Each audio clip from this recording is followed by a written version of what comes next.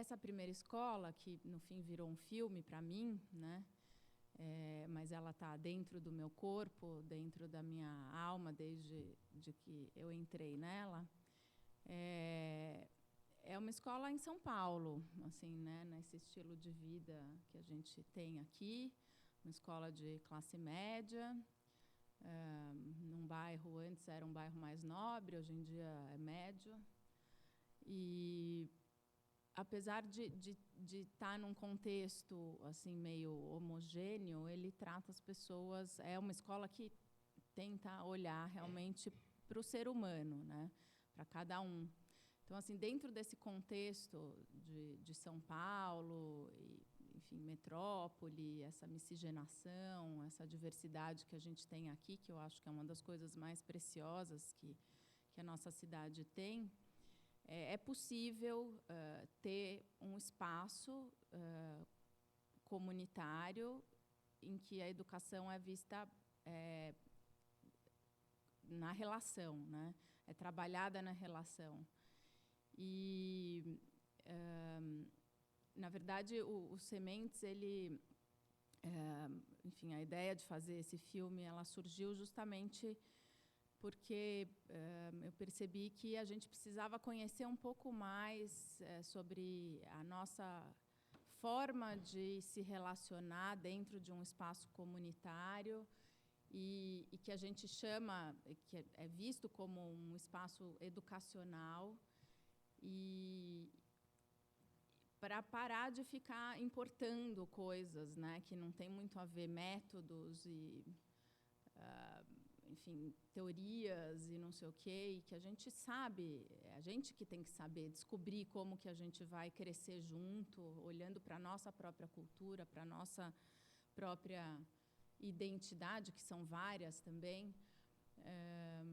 Mas tem alguns pontos que são possíveis de serem trabalhados em um espaço simples, que não requer muito investimento, não requer muito dinheiro. Essa fala de que a gente precisa investir na educação, botar dinheiro como se o dinheiro fosse resolver a relação, né? E a relação se faz no dia a dia, na vivência, né, pelo corpo, né?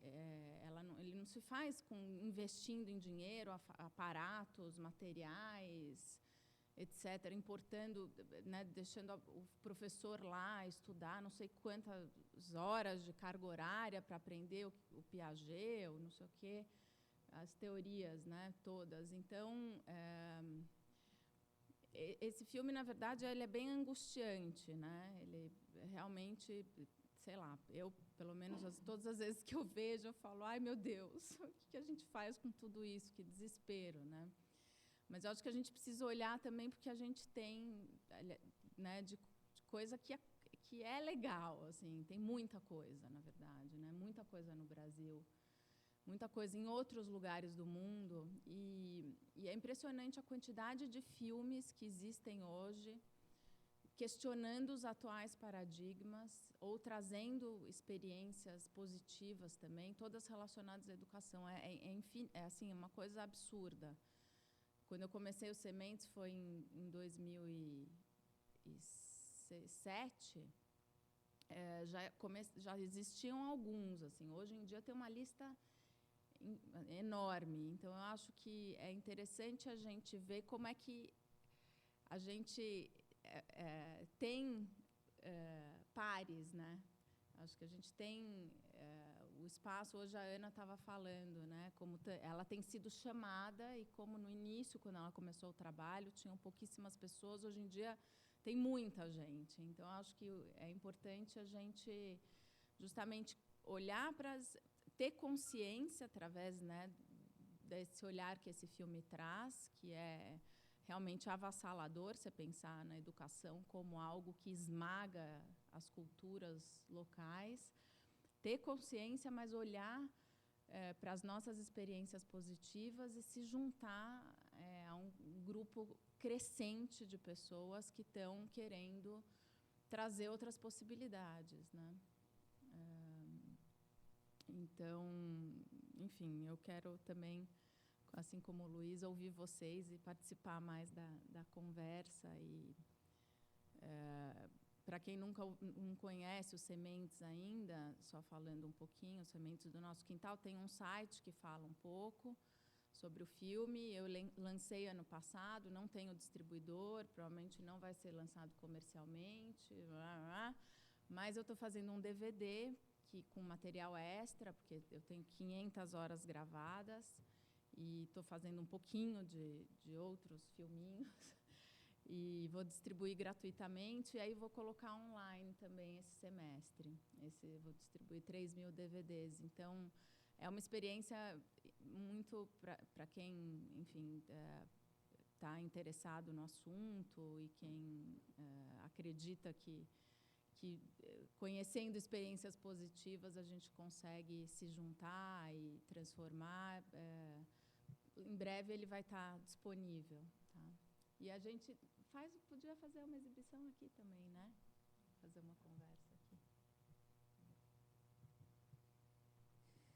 Olá, boa tarde. Eu sou o André. Vou começar reforçando o que você disse. O filme é bem bacana, Sementes do Nosso Quintal, e a gente já conversou sobre isso, né? A gente tem um diálogo acontecendo aí meio a longo prazo. Mas acho que vale muito a pena assistir e promover um encontro assim também motivado pelo Sementes e ter uma conversa, uma discussão bem interessante. Quanto ao filme, eu achei um filme bem impactante. Eu acho que se eu tivesse assistido esse filme há uns 10 ou 15 anos, eu ia cortar meus pulsos. Agora, como vocês disseram, né, as coisas estão muito diferentes. Não é pouco diferente, as coisas estão muito diferentes. É que a gente está num estágio ainda inicial de transformação, né? A gente vive dois mundos, duas culturas em sobreposição. A gente vive ao mesmo tempo uma cultura que está morrendo e uma cultura que está emergindo. Então, eu acho que o cenário ele não é tão ruim assim. Tem uma coisa, agora eu vou falar uma coisa bem crítica, assim, meio chata.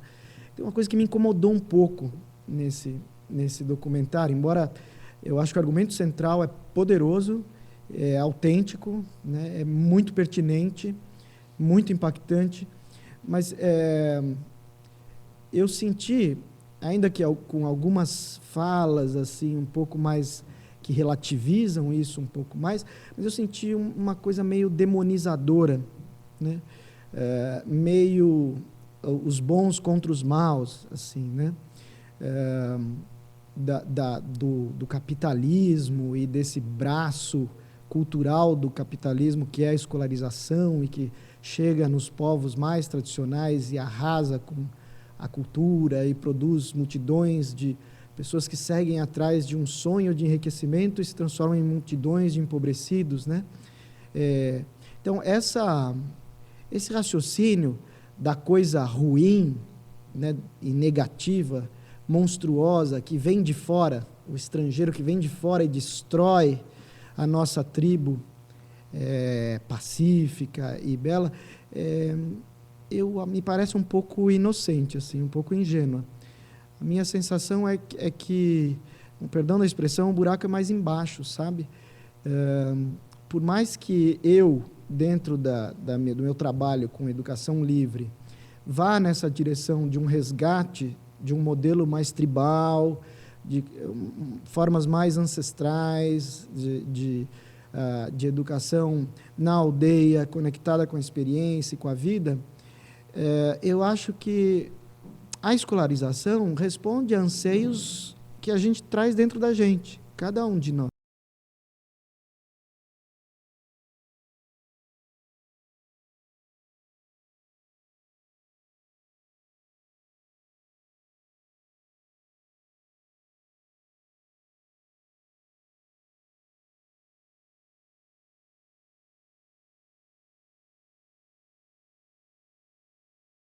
Isso, e tem uma ideologia poderosa por trás, por mais que isso seja verdade, de fato e por mais que isso seja assustador, e eu também acho que de fato o mundo da escolarização, da industrialização, do consumo. O mundo extrativista é um aspecto do nosso mundo interno, né, que se manifesta externamente.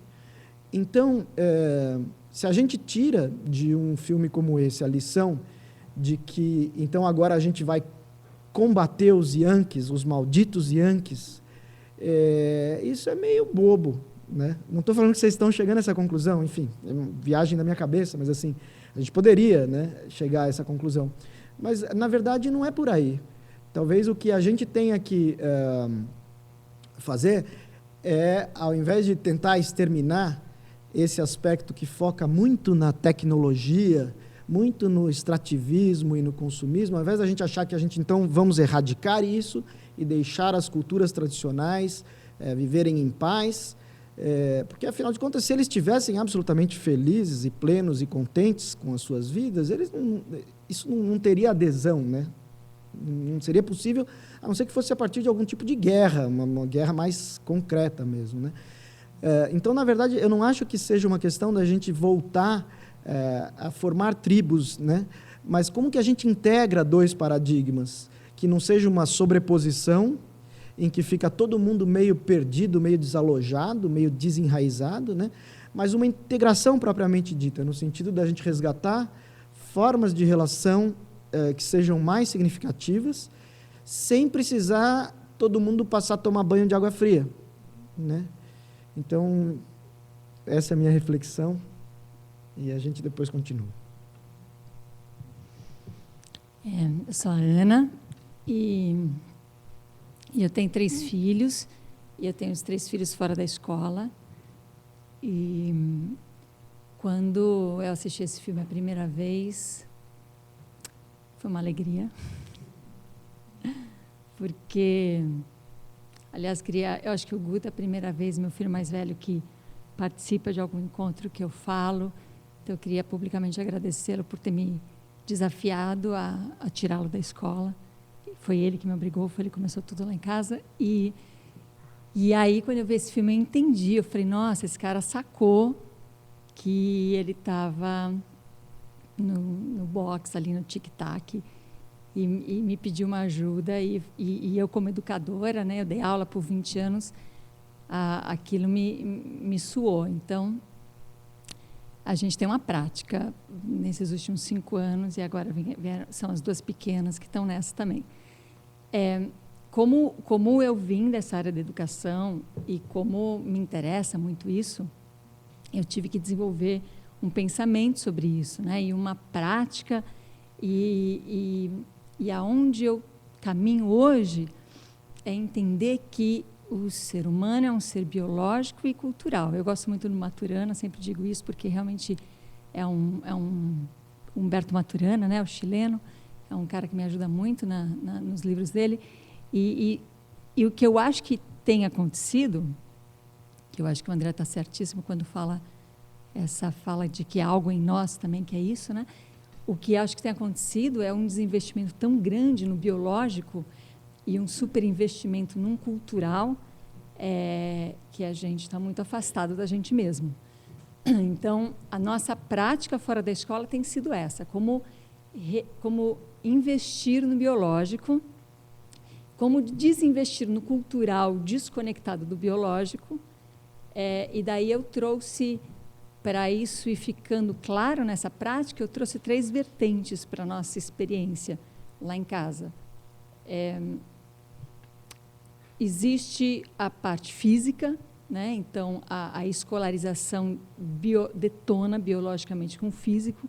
A gente tem uma organização perfeita e maravilhosa, fisiológica e anatômica, e você entra na escola assim, e você sai da escola sem essa perfeição mais. A gente sai da escola sem um funcionamento anatômico coerente com a nossa biologia.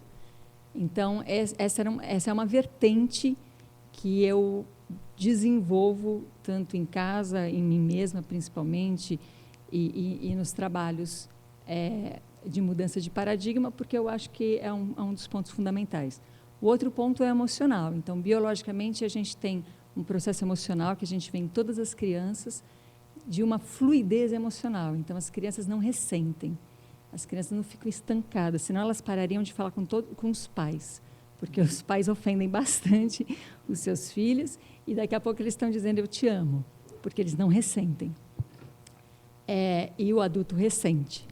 Se a gente fizesse o que a gente faz com nossos filhos, com o nosso companheiro, o casamento acabaria, ou pelo menos alguns dias sem se falar, né? Então, como é que a gente poderia voltar não para trás, né? Mas reconquistar biologicamente a capacidade de uma fluidez emocional? Então, eu reconquisto um físico, eu reconquisto uma capacidade emocional, e a terceira são ilimitadas. Eu estou pautando em 3 para concretizar numa prática. E a terceira que a gente tem se debruçado é o cognitivo. A gente não tem ideia da capacidade cognitiva do ser humano. A minha filha de 7 anos, a gente não tem nenhum tipo de prática para alfabetização. E eu estou muito impressionada porque eu estou vendo uma criança se alfabetizar sem nenhuma prática específica para isso, e acontece de uma maneira que eu nunca podia imaginar. Ela já sabe ler, só que quando ela tem consciência de que ela vai ler, ela não sabe ler. Mas quando ela não tem consciência, ela lê. É muito, muito curioso. Então, ontem eu estava vendo um texto ali, e tinha uns nomes, né, numa coluna do lado, nome de umas pessoas, e ela falou Simone. E estava escrito Simone. E eu falei, onde você viu isso? Aqui, Simone. E outro dia também eu estava tentando achar o iTunes ali, músicas, e aí eu tentando achar no Finder ali e tal, e aí uma lista enorme, e ela falou, música aqui. Que engraçado, né? Aí eu pego e escrevo alguma coisa e falo, o que está escrito aqui? Ela falou, não sei. Então, eu estou muito curiosa, esse cognitivo é incrível, né? Ela só vai precisar agora transformar em saber que sabe, porque já sabe. Então, eu vou vendo que uma criança tem inúmeras entradas de conhecimento e o adulto não. O adulto já trabalha simplesmente naquilo que ele sabe que sabe. Ele não trabalha naquilo que ele não sabe que sabe, mas que sabe. Entende? Então, a prática tem sido isso. Reconhecer que somos seres biológicos e culturais, e eu acredito que a cultura ela é fruto desta biologia, porque a constituição biológica do ser humano nos leva a ser cultural. Se dar conta de que essa biologia foi completamente desinvestida, e aí eu peguei essas 3 vertentes, porque elas ficaram muito óbvias para mim, né? Um físico desconstituído de si mesmo, um emocional estagnado e um cognitivo reduzido a 5% do consciente. E os 95%, os 100% da possibilidade dele desinvestida, né? E reconstruir, eu não encontro ainda a palavra, porque não é algo que tem que se voltar para trás, né? Mas investir nesse ser biológico e permitir que ele crie a sua cultura. Então, eu acredito em 7 bilhões de pessoas, que eu acho que esse é o número de pessoas na Terra, com a singularidade de fazer alguma coisa ou várias coisas por encontro dessa biologia que também é cultural e que aquilo que aquela pessoa for fazer é fascinante para ela. E provavelmente fascinante para outras pessoas, mas é fascinante. E o que a gente vê na escolarização é a redução disso a faça isso ou aquilo, porque isso pode dar dinheiro. Ou então faça isso e ganha menos dinheiro, e é desqualificado. Enfim, o que eu percebo é esse desinvestimento total nessa relação biologia e cultura. E, a prática tem sido essa. Eu acho que se depois a gente for conversar por alguma coisa, eu gostaria de ir por esse caminho, porque eu acho que ele é bem palpável e é algo que a gente está trilhando aí, né? Tudo bem? Fez sentido? E agora, o que é, Ana?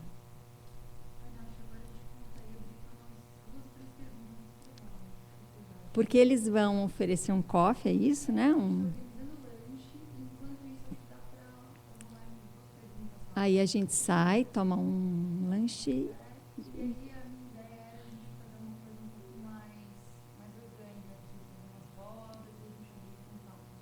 Tá. Então, pessoal de casa, a gente vai fazer uma coisa aqui rapidamente de 3 perguntas.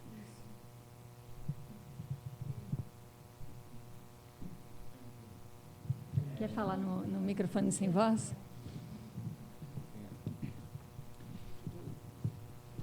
Você falou sobre a experiência que você tem com seus filhos e tal. E é um debate muito interessante, eu não sei se existe um termo em português, acho que é um pouco do homeschooling. Ou não? Tudo bem, a gente fala disso. Ah, tá. Bom, então me corrija depois, por favor. E aí eu queria saber exatamente isso, se na sua ideia é uma alternativa viável. Eu sempre tive essa preocupação no sentido do cognitivo mesmo, de como está criando crianças em casa. Tá, pode ser incrível, mas como também você está privando de alguma forma ela de um convívio que é algum aspecto positivo que eu vejo na educação escolar. Esse contato com os outros seres ali em formação. Eu não sou uma ativista de que os filhos deveriam sair da escola. Aliás, quando alguém me fala, me ajuda a tirar meu filho da escola, eu falo, você está louco? Por que você quer tirar seu filho da escola? Dá um trabalho. Dá trabalho? Na verdade, não, porque é muito simples. Mas é mais fácil, né, deixar na escola. Então, eu não sou uma ativista, não acho que é a única saída, nem a melhor saída, mas eu acho que é uma possibilidade. Porque não é isso que importa. Quando a Fernanda falou dos Sementes, da Tearte, eu tive a grande alegria de conhecer Teresita pessoalmente, e a Tearte é o que é, porque Teresita é um ser biológico cultural. Ela não está desinvestida da biologia dela. Então, você vê ali uma mulher com uma coerência e que muito difícil de imitá-la, né? Então, o que interessa não é não estar na escola. Vai fazer o quê com o filho fora da escola, né? O que interessa é você falar, bom, eu voltei, eu sou um ser biológico cultural, para mim é isso que interessa.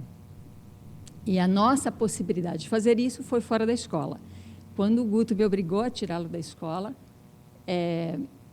eu fui estudar, fui pesquisar, e aí eu conheci o homeschooling, que é trazer a escola para dentro de casa. E não foi uma coisa que eu falei, bom, tem tanta escola que poderia fazer isso melhor do que eu vou fazer, né? Aí eu conheci o unschooling, que é uma não escola, e achei bem interessante também, mas eu achei que também não era muito o nosso perfil, no sentido de que o unschooling, aonde eu entendi, era confia que aquela criança vai saber. Se ela tiver 8 horas na frente da TV, tudo bem, porque uma hora ela vai saber aproveitar isso.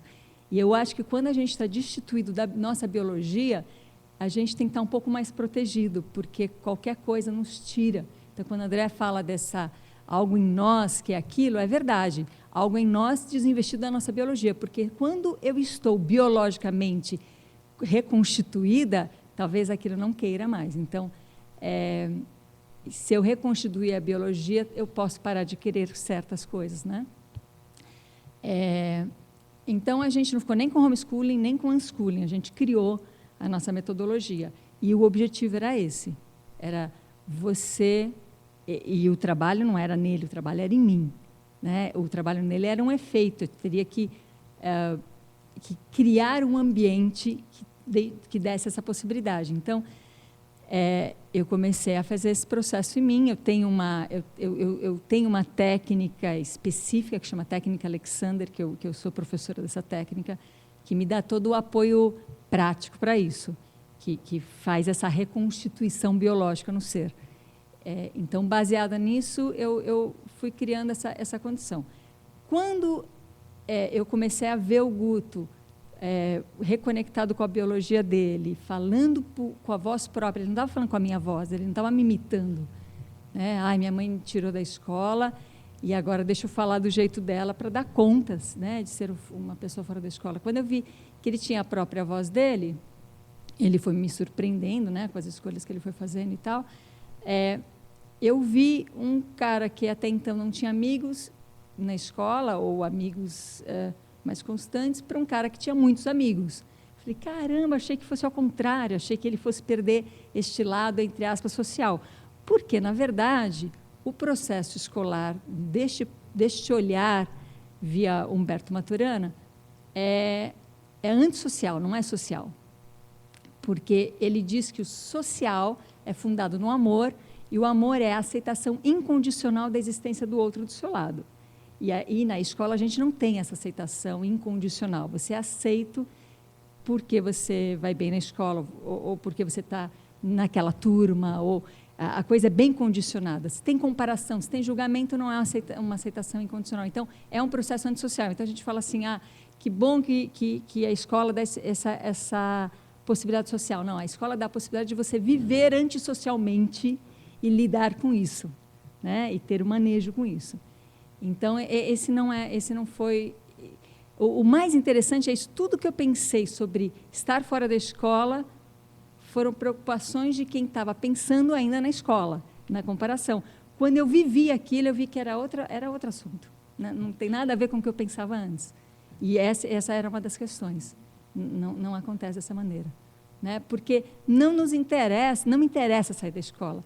Assim como a Fernanda falou, dá para ter um grupo social baseado nisso, trabalhando em relações e não currículo, em desenvolvimento dessas relações e não competição, né? E um ser biológico, cultural, contagia as outras pessoas. Isso eu vejo acontecer na escola da Teresita. Por ela ser esse ser, ela vai contagiando. Claro que tem gente que não vai ter recursos por tanto desinvestimento e vai imitá-la. E outras pessoas vão começar a ter uma sacação de falar assim, não, eu tenho voz própria, que conversa com essa, mas que não é uma imitação. Dá para entender? Então, a questão não é essa. Eu não sou uma ativista e nem quero destruir as escolas. Eu acho que já é outra, a nossa conversa já está num outro nível, né? Tudo bem? Mais uma, gente.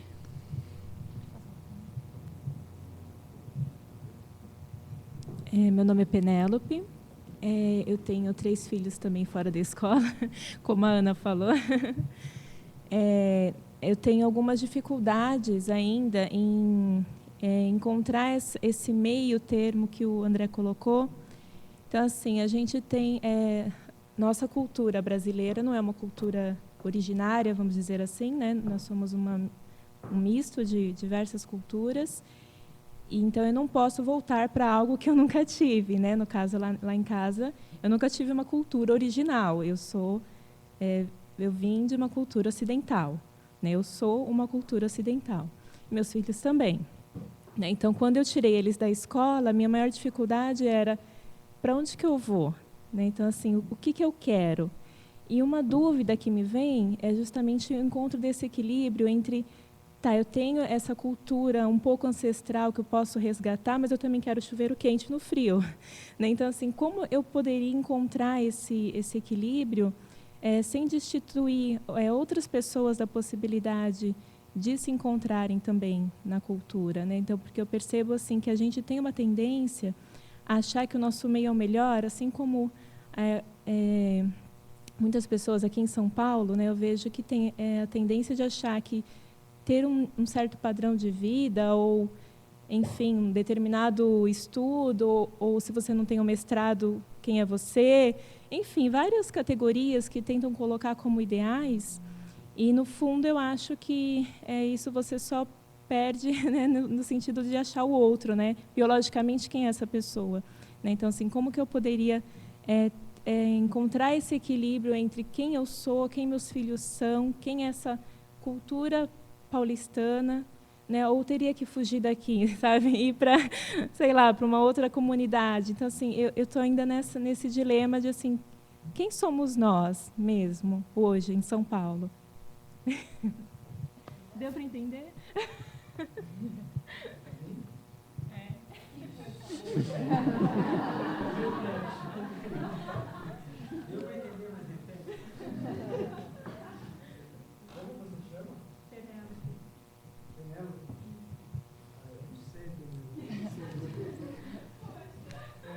Não, mas talvez não saber a resposta seja bom, né? Porque, de repente, a gente sabe a resposta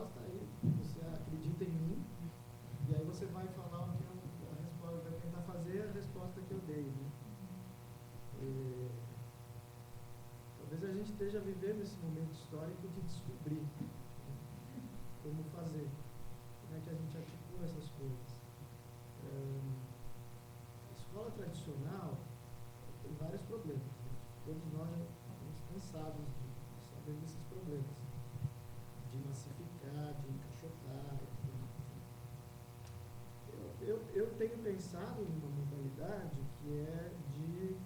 O Pacheco tem feito isso, José Pacheco, da Escola da Ponte, do Projeto Âncora, de trabalhar com comunidades de aprendizagem, comunidades de prática, né? Que é um jeito de pensar que a escola não precisa ser um prédio murado para onde vão todos os alunos, os estudantes, né, as crianças, os jovens, aí ficam trancados lá. Aí fica a maior parte do dia trancado lá. Aí à noite abrem, eles saem e voltam. Eles ficam apartados do cotidiano da comunidade. Não precisa ser assim. Ficam inclusive, todos divididos por faixa etária, né? Tem um critério de homogeneidade que tem que colocar os iguais todos juntos e os diferentes longe, com uma estratégia para otimizar a produção, né? Uma lógica industrial, basicamente. E não precisa ser assim. Na verdade, isso empobrece, né? Então, quando você trouxe, né, essa crítica ao unschooling em relação a, bom, mas a criança precisa ser socializada, né? É uma falsa socialização. A criança vai para a escola, é uma socialização em que ela está dentro de um aposento fechado, restrito, com outros que têm características muito parecidas de faixa etária, mesmo faixa etária, de classe social, quer dizer, muito parecidas. A pessoa não convive com as pessoas de outros anos, de outras séries, né, mesmo com outras turmas dentro de uma mesma série, o convívio é limitado. Dentro da sala de aula, várias coisas estão mudando, mas tradicionalmente a única relação encorajada era a relação com a autoridade legitimada, né, que ocupa o lugar de professor. A relação entre os alunos, ela não é encorajada. Ela não é uma verdadeira interação, né? Um monte de peãozinho que fica sentado em fileiras, se relacionando, teoricamente, só com uma fonte, é o professor e seus equipamentos, sua lousa, seu computador e tudo mais. E dentro desse ambiente, o que tem acontecido ultimamente é que ele deixa de ser um ambiente produtor de desenvolvimento humano e passa a ser um ambiente de produção de sofrimento e adoecimento. Está todo mundo adoecendo. As crianças estão adoecendo, estão sendo cada vez mais medicadas, os educadores, eles também estão adoecendo, o número de licenças médicas, e particularmente licenças psiquiátricas, aumenta cada vez mais. Então, é um ambiente em que as pessoas estão reunidas para ficarem doentes, né? Não precisa ser assim, né? A escola poderia ser como, enfim, talvez nem chamasse mais escola, né? Mas a gente pensar em comunidades de aprendizagem, a gente poderia ter locais que concentram alguns recursos, algumas ferramentas, pessoas especializadas, que dão suporte para projetos que vão ser feitos na comunidade toda. Você está no meio urbano, na cidade, está no meio rural, na fazenda, né? No sítio, na chácara, enfim.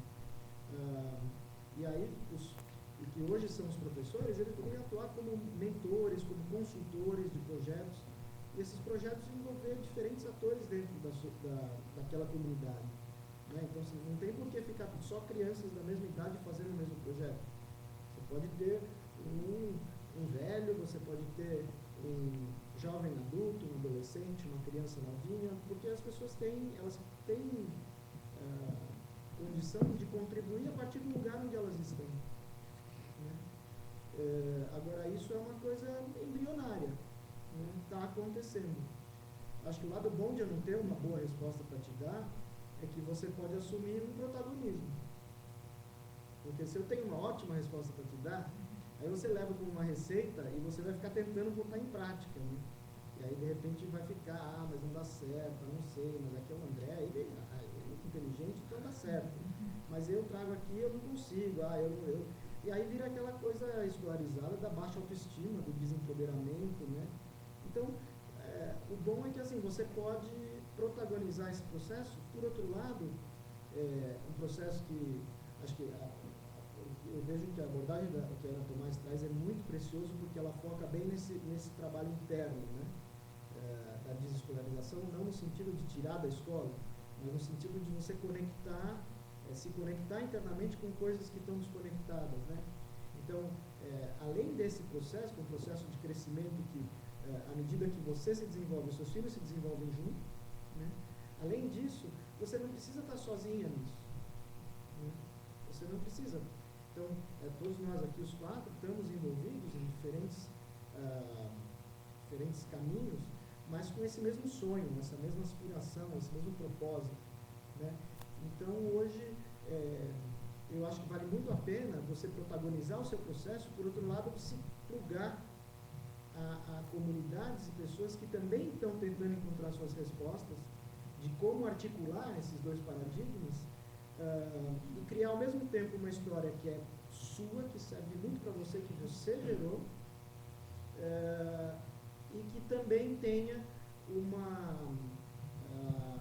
articulação com outras pessoas que também estão seguindo caminhos singulares, mas que são caminhos que têm uma ressonância com o seu caminho. Tá respondido? Médio? Deve. Então, Penélope, uma coisa que me ajudou, eu também, né, sou, enfim, uma cultura ocidental, também estou nessa mesma busca, acho que todos nós, né.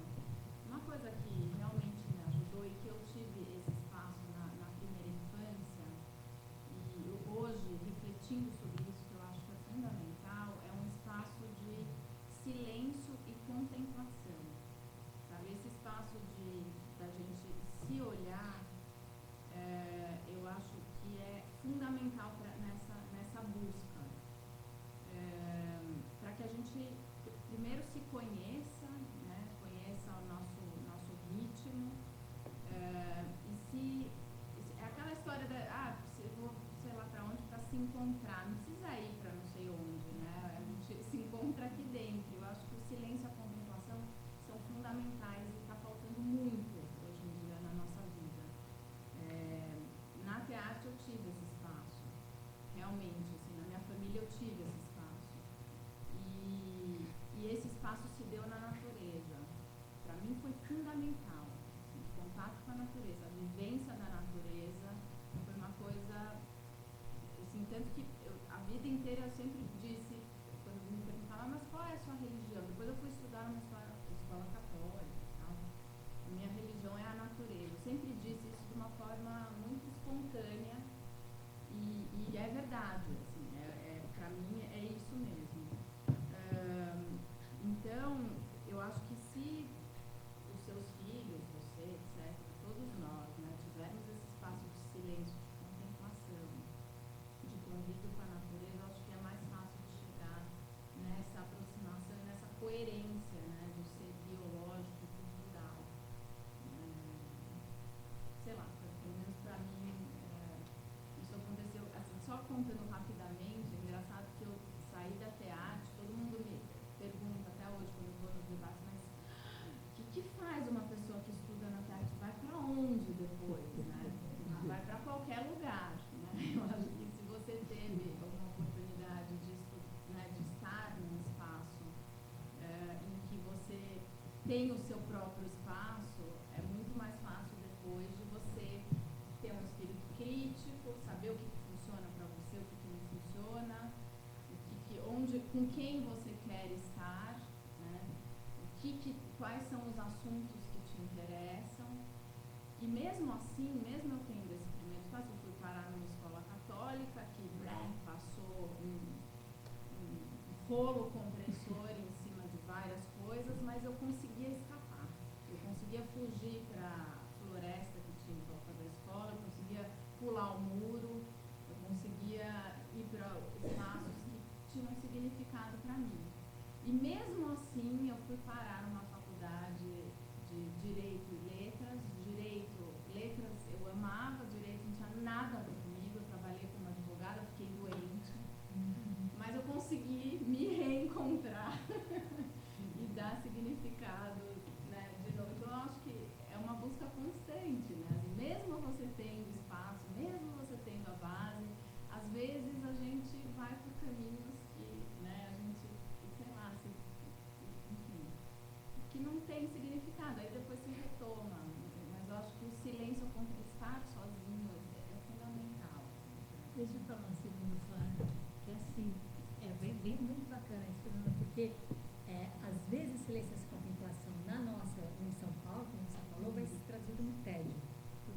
essencial.